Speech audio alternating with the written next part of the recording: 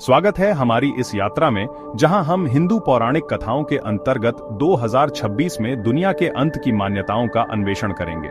यह कथा प्राचीन ग्रंथों, भविष्यवाणियों और सांस्कृतिक व्याख्याओं के माध्यम से बुनी गई है, जो हिंदू धर्म में समय और अस्तित्व की समझ को आकार देती है। हिंदू ब्रह्मांड विज्ञान में समय रैखिक नहीं बल्कि चक्रीय है, जो विशाल युगों में मापा जाता है, जिन्हें युग कहते हैं। 4 युग हैं, प्रत्येक में सदाचार और नैतिकता में धीरे धीरे गिरावट होती है। सत्य युग, सत्य का युग 17,28,000 वर्षों तक चलता है, जहां सदाचार की प्रधानता होती है।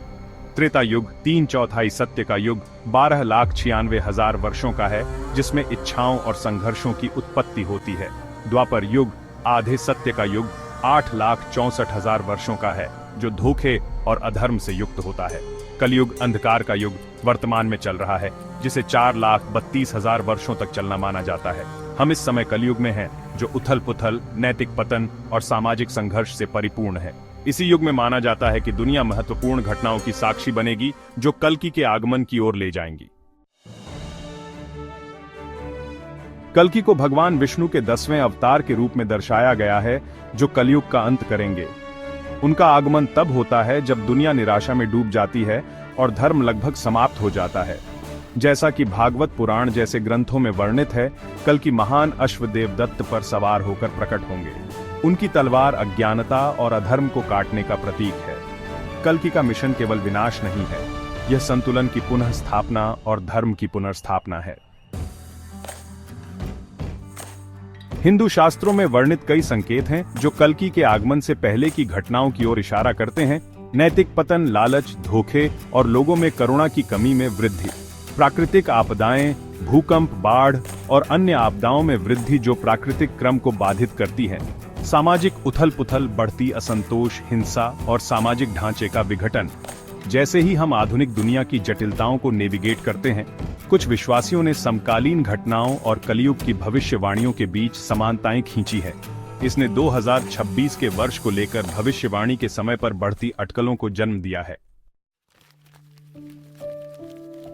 2026 का वर्ष विभिन्न व्याख्याओं में हिंदू धार्मिक ग्रंथों में महत्वपूर्ण है। कुछ विद्वान और भक्त इसे ऐसे समय के रूप में मानते हैं जो कल्कि के जागरण की ओर ले जाने वाले महत्वपूर्ण घटनाओं का संकेत देता है। हालांकि कोई निश्चित ग्रंथ 2026 को कल्कि के आगमन के वर्ष के रूप में निर्दिष्ट नहीं करता है, लेकिन इस तिथि को कुछ संप्रदायों और आध्यात्मिक नेताओं द्वारा संभावित परिवर्तन के क्षण के रूप में स्वीकार किया गया है। यह एक नए चक्र की ओर परिवर्तन का प्रतीक है, जो सुझाव देता है कि जैसे जैसे कलयुग समाप्त होता है, दुनिया परिवर्तन के पहले संकेत देखना शुरू कर सकती है। हिंदू दर्शन में एक चक्र का अंत केवल एक नए चक्र की शुरुआत है। कल्कि के हस्तक्षेप के बाद यह माना जाता है कि ब्रह्मांड शुद्ध हो जाएगा, जिससे अगले युग सत्य युग की शुरुआत होगी, जहां सत्य और सदाचार फिर से प्रमुख होंगे। यह चक्रीय अस्तित्व की समझ आशा की एक गहरी भावना प्रदान करती है। कल्कि द्वारा लाया गया विनाश अंत नहीं है, बल्कि पुनः स्थापना की ओर एक आवश्यक कदम है। ब्रह्मांड में सामंजस्य और संतुलन की वापसी।